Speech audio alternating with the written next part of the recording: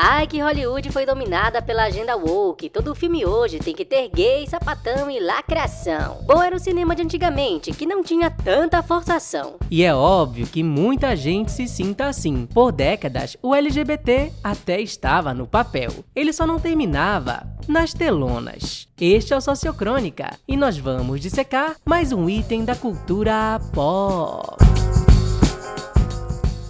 Considerado um dos maiores filmes de todos os tempos, E o Vento Levou teria levado ainda na sua estreia 1 milhão de pessoas, segundo a imprensa da época. O número real deve ter sido bem menor, mas é fato que Scarlett O'Hara e Rhett Butler entraram para a lista de casais mais famosos da ficção, através das peles de Vivien Leigh e Clark Gable. Mas se você não viu o filme, fica a ressalva. Na trama, Scarlett nem é apaixonada por Rhett. Praticamente do começo ao fim, a protagonista é louca de amores por um cara que se casa com a própria prima. E essa nem é a questão. No material original, fica implícito que esse cara ainda é um gay afeminado. Sim, como toda boa adolescente de 16 anos, Scarlett O'Hara se apaixona perdidamente por um loirinho sensível e misterioso, que adora falar sobre livros, poesias, pintura e música. Seu nome é George, mas ele prefere ser chamado pelo seu nome do meio, curiosamente um nome unissex, Ashley. No livro, quando o pai da personagem tenta tirar dela essa obsessão, ele ressalta como os dois nunca serão felizes, porque Ashley é estranho. Se vocês se casassem, não digo que ele fugiria com outra mulher ou te bateria. Você até ficaria feliz se ele fizesse isso. Ele é estranho de outras formas. Não tem como você entendê-lo. Reforça o pai. Também é dito no livro que ele pode beber, jogar, andar a cavalo melhor que todos, mas não faz de coração. Ou seja, ele pode até fazer coisas masculinas, mas não é como os outros homens. Aí, você não precisa nem ser um gênio para entender o que a autora Margaret Mitchell quis dizer. Mesmo hoje, na era dos héteros loucos por testosterona, dizer que um cara é muito gentil, culto e aprecia muito as artes é insinuá-lo como gay. E no livro, a palavra usada em excesso para descrever Ashley é queer, gíria que na década já servia para homens afeminados ou gays, como contamos num vídeo só sobre isso. E O Vento Levou se passa no sul dos Estados Unidos do século XIX, onde os brutos e másculos reinavam. Ashley serve então como o oposto de Rhett Butler, louco por Scarlett, mas viril, sem modos e que chega até a estuprá-la. E apesar do pai da Scarlett O'Hara ressaltar no livro que essa esquisitice é de toda a família, ele ainda diz como Ashley é diferente. Não à toa no livro o Ashley tem todo um arco de superação. Tipo aquela ideia do cara que parece frágil, mas é justamente ele quem sobrevive e resiste durante a guerra. Óbvio que num longa de 4 horas, isso não teria como ser mostrado e nem fez diferença, e talvez até quem lê o livro não ligou para a ausência de tudo isso e nem se ligasse podia reclamar. Afinal, em 1939 e 40, já fazia 5 anos que Hollywood estava regida por códigos internos de proibição, que evitavam que certos filmes agredissem demais os olhos públicos da época e manchassem o conservadorismo tradicional e religioso dos Estados Unidos. Por isso, ainda na produção, referências homossexuais muito explícitas eram censuradas dos roteiros. E foi assim da metade dos anos 30 até o final dos anos 60, ou seja, mais de 3 décadas.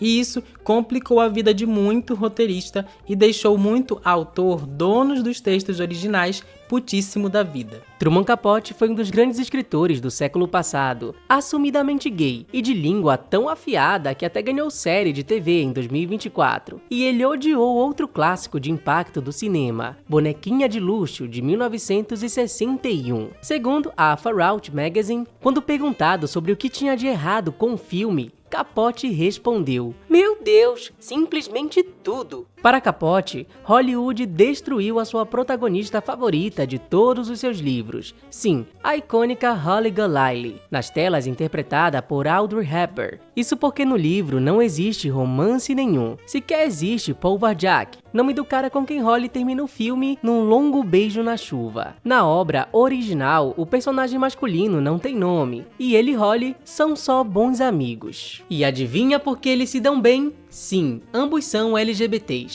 Primeiro que o cara era uma referência ao próprio Capote, por isso o personagem era um escritor. E Holly foi criada como um retalho das mulheres nova-iorquinas e socialites que ele conheceu, suas cisnes, como as chamava. A própria Holly no livro se questiona sobre sua sexualidade. Ela diz amar lésbicas, mas não se identifica como uma, ainda que mais tarde afirme: As pessoas não paravam de pensar que eu também devia ser meio lésbica. E é claro que eu sou. Todo mundo é, um pouco. E daí? Depois, ao falar sobre se casar, Holly diz que se contentaria com Greta Garbo, por que não? Uma pessoa deveria poder se casar com homens ou mulheres. Em uma entrevista de 68 para Playboy, perguntaram a Capote se Holly era lésbica, e ele disse: Claro, há um componente lésbico em toda mulher, mas o que me intriga é o fascínio do homem heterossexual por lésbicas. Ou seja, a personagem foi criada para ser bissexual e atiçar mais ainda o interesse dos homens. Por isso, muitos finais de filmes da Era de Ouro de Hollywood foram feitos na última hora para agradar e driblar a censura e reforçar que tal personagem que parecia gay se corrigiu.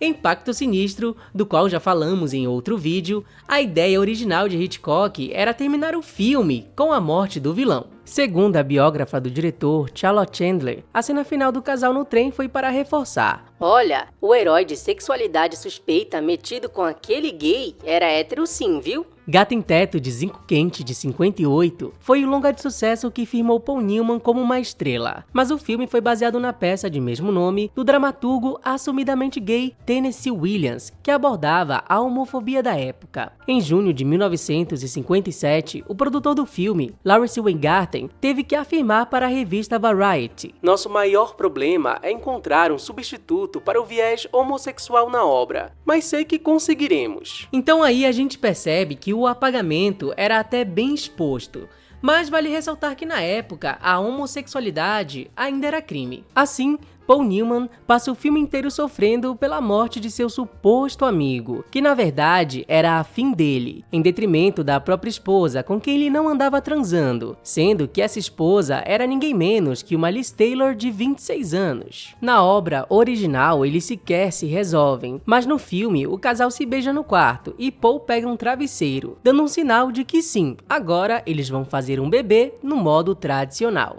Tennessee Williams teria odiado tanto o roteiro que ele mesmo parava as pessoas na fila dos cinemas para avisar: este filme vai atrasar a indústria cinematográfica em 50 anos. Vão pra casa. Já o roteirista Richard Brooks, em entrevista de 1965 para a revista Movie, soltou: acrescentei algumas cenas. Não achei que para esta história em particular, o tema da homossexualidade explícita ou não fosse necessário. Você tem um homem que na telona fica dizendo que não quer ir pra cama com a Elizabeth Taylor. Eles, o público, não iam se identificar com o cara, porque eles querem muito ir pra cama com ela. O irônico é que esse mesmo roteirista do Gato em Teto de Zinco, o Richard Brooks, já tinha passado por algo parecido, quando ele publicou o seu primeiro livro, chamado The Brick Foxhole, sobre soldados preconceituosos no final da Segunda Guerra Mundial que precisam descobrir quem matou o seu colega, um soldado homossexual. Foi esse livro que fez com que Richard virasse roteirista em Hollywood. Mas quando sua obra foi adaptada, a vítima gay virou um judeu. E no fim, Rancor, de 1947, com Robert Mitchum, se transformou num longa sobre racismo e antissemitismo, indicada ao Oscar. Não que exatamente após a queda do nazismo e do Holocausto esses temas também não fossem relevantes,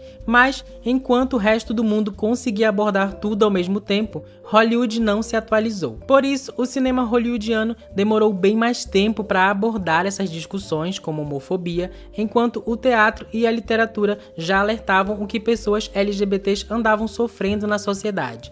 E pior, Hollywood também alterou certas obras que ainda podiam ajudar pessoas LGBTs. Em Farrapo Humano, de 1945, temos um dos primeiros retratos fiéis de alguém viciado em álcool, um sucesso, e o primeiro longa a levar um Oscar de melhor filme e a cobiçada Palma de Ouro do Festival de Cannes. E embora o filme seja bem fiel ao livro, um detalhe foi omitido.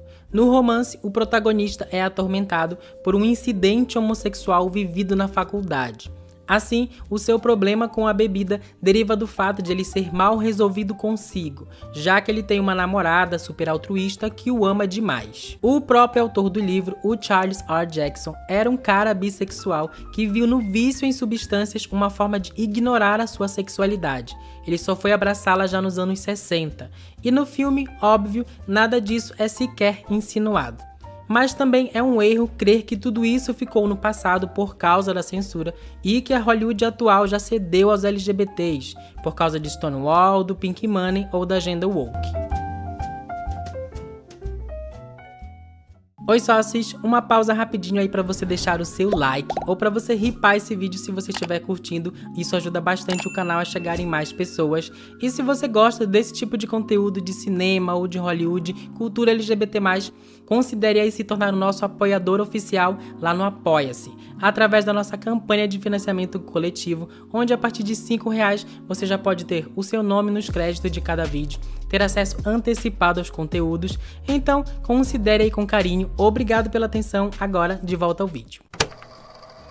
Até hoje, A Cor Púrpura é o primeiro e único romance a apresentar um protagonista negro LGBT e vencer o Prêmio Pulitzer, reconhecido como um dos mais prestigiados dos Estados Unidos. Mas você provavelmente não sentiu isso, nem no filme de 1985 do Steven Spielberg e nem na versão de 2023. Celia, personagem principal do livro, foi baseada na avó da escritora, uma mulher que após a vida inteira de abusos, não se sentia atraída por homens. Fui clara de que Shug era bissexual como eu, que Celia era lésbica. Só aceitei que minha versão não foi filmada. Lamentou a autora mais tarde. Em 2011, Steven Spielberg ainda afirmou que não mudaria o filme se o fizesse de novo, e admitiu que pegou algo bastante erótico e intencional e reduziu a um simples beijo. Tomates Verdes Fritos até ganhou um prêmio de melhor longa-metragem lésbico do GLAAD em 92, mas no livro de 1987, as duas mulheres, Ed e Ruthie, realmente são um casal, enquanto no filme de sucesso de 91, a relação delas ficou implícita e uma cena de sexo virou só uma cena de briga de comida, segundo o próprio diretor, John Avnet, nos comentários do filme em DVD. Na época, muitos não deixaram de notar que em Instinto Selvagem, do mesmo período, estava tudo bem Sharon Stone ter uma namorada. Ou seja,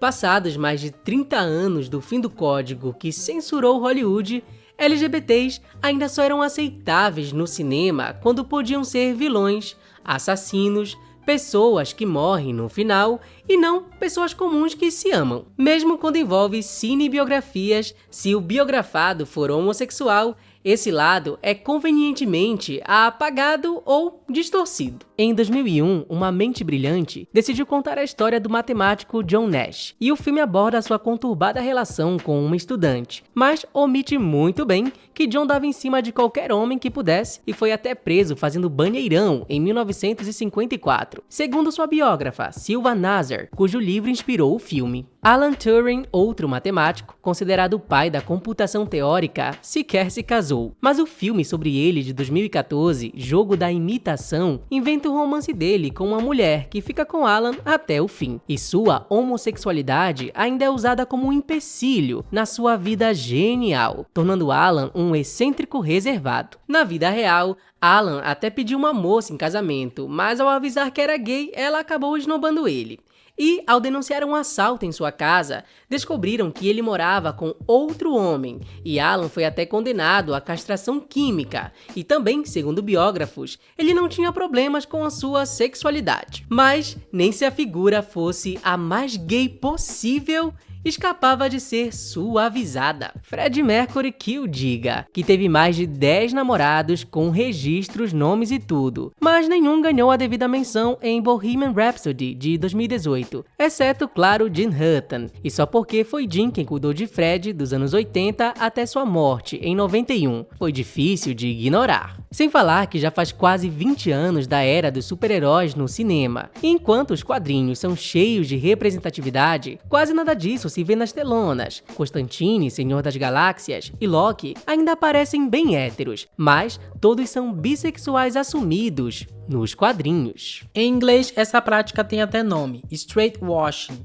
ou lavagem hétero no literal, ou heterossexualização, que é um fenômeno bem parecido com whitewashing, que consiste em substituir personagens originalmente de outras etnias por pessoas brancas nas telonas. Então, é até irônico que hoje certas pessoas se irritem ou odeiem ver LGBTs retratados de forma assumida no cinema, ou quando algum personagem deixa de ser 100% hétero. Por décadas, Hollywood dominou quase todo o mercado de cinema do mundo, e sua homofobia velada moldou sim a mentalidade de seu público, e fez até crer que uma aversão por um personagem ficcional era semelhante a uma aversão a uma pessoa de carne e osso.